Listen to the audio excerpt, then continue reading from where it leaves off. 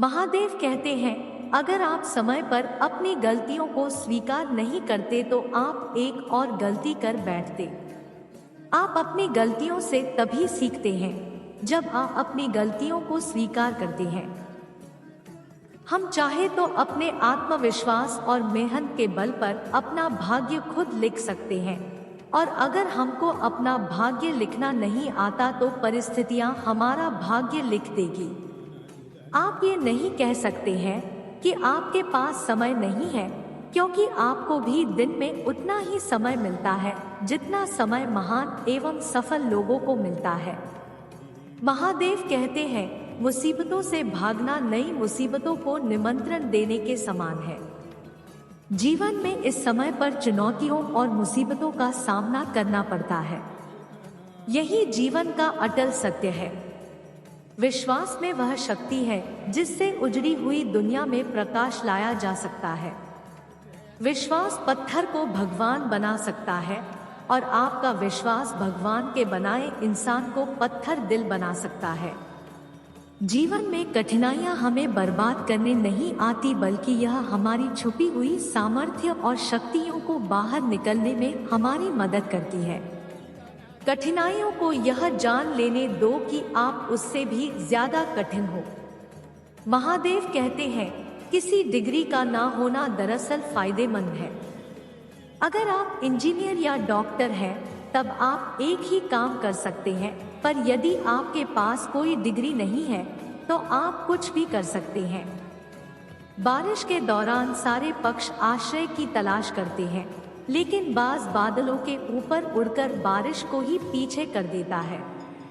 ब्रह्मांड की सारी शक्तियां पहले से हमारी हैं।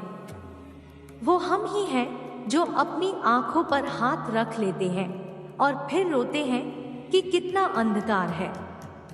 अगर आप उन बातों एवं परिस्थितियों की वजह से चिंतित हो जाते हैं जो आपके नियंत्रण में है ही नहीं, तो इसका परिणाम समय की बर्बादी और भविष्य में पछतावा है।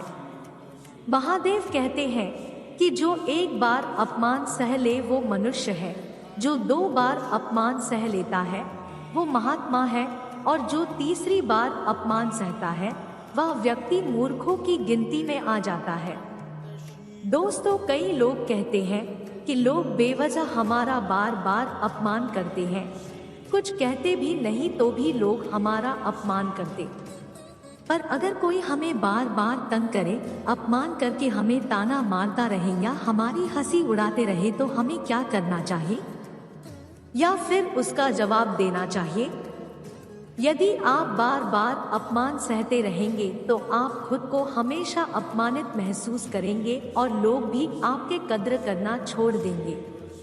कोई भी आपको कुछ भी कहकर चला जाएगा।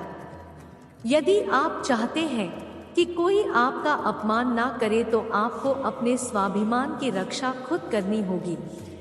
सहनशीलता में और मूर्खता में बहुत अंतर है। जो इंसान गलत करता है, अत्याचार करता है, अन्याय करता है, वो तो पाप का भागी है ही, पर जो इंसान चुप होकर अत्याचार और अन्याय को सहता है वह भी पाप का भागी है, क्योंकि अत्याचारी और अन्याय को पहली बार में ही रोक दिया जाए तो उसकी हिम्मत बढ़ेगी नहीं। अगर हम उसे छूट दे देंगे, उससे कुछ नहीं कहेंगे, अगली बार वह हमें और सताएगा। इसलिए आपका धर्म है कि अपने सम्मान की रक्षा को इस दुनिया में सबसे महंगी चीज होती है। सम्मान ऐसे ही किसी को मुफ्त में नहीं मिल जाता। इसको अपने चरित्र से, अपने अच्छे गुण से, स्वभाव से कमाया जाता है। यदि आपके सम्मान पर, स्वाभिमान पर चोट आए हैं तो आपको उसकी रक्षा करनी चाहिए।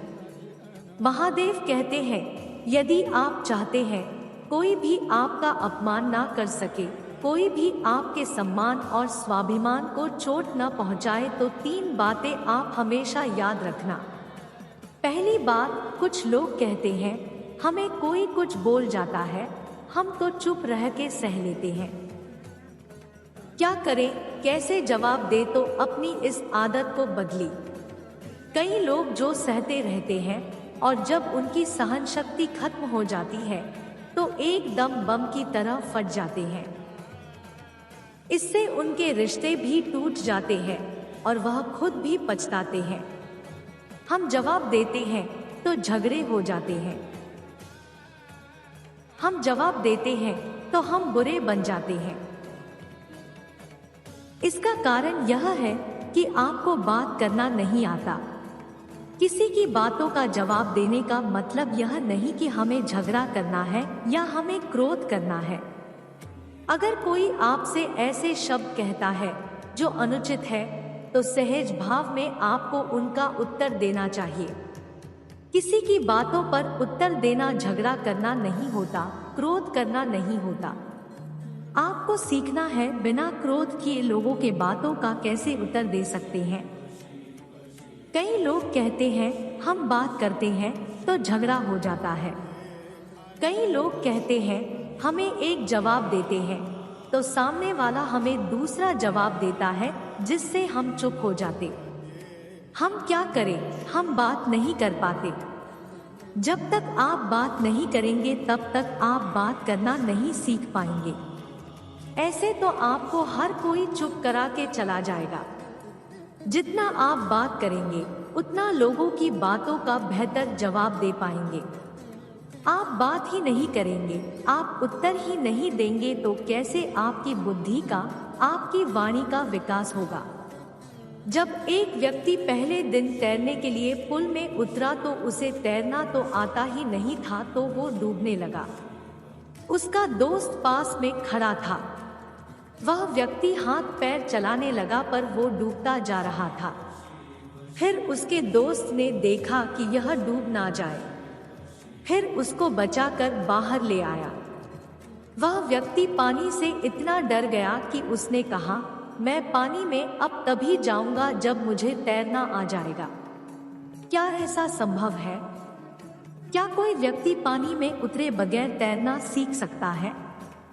ठीक उसी प्रकार जब आप लोगों के बातों का उत्तर नहीं देंगे, जवाब नहीं देंगे, तो आपको बात करना कैसे आएगा?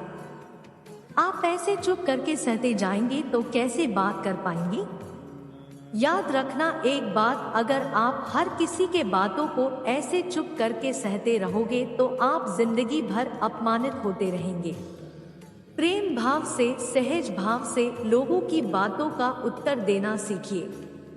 बिना क्रोध में आए यही तो कला है।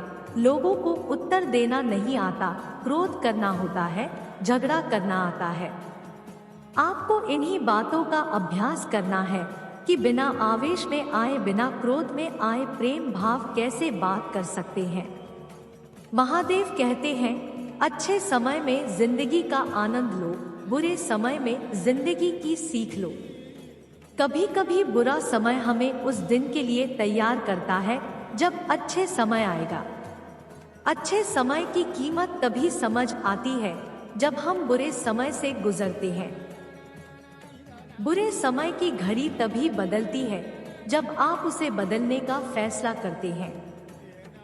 बुरा समय आपकी मजबूती को परखता है और अच्छे समय आपकी सामर्थ्य को प्रदर्शित करता है।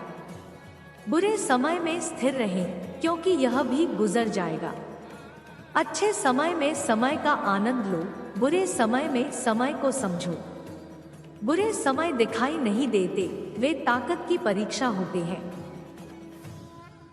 बुरा समय आपको ताकतवर बनाता है अगर आप इसे स्वीकार करें।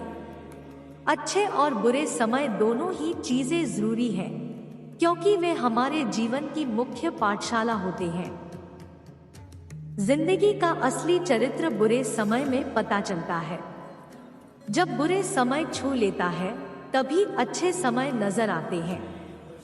जीवन के सभी रंग बुरे समय में ही नहीं दिखाई देते हैं। जीने का असली मजा बुरे समय में होता है। जब बुरा समय छू लेता है तो अच्छे समय का इंतजार करो। बुरे समय में खड़े होने का तापमान अच्छे समय में सफलता का प्रमाण होता है। बुरे समय में जिंदगी आपको अपने साथ खड़ी होने की सीख सिखाती है।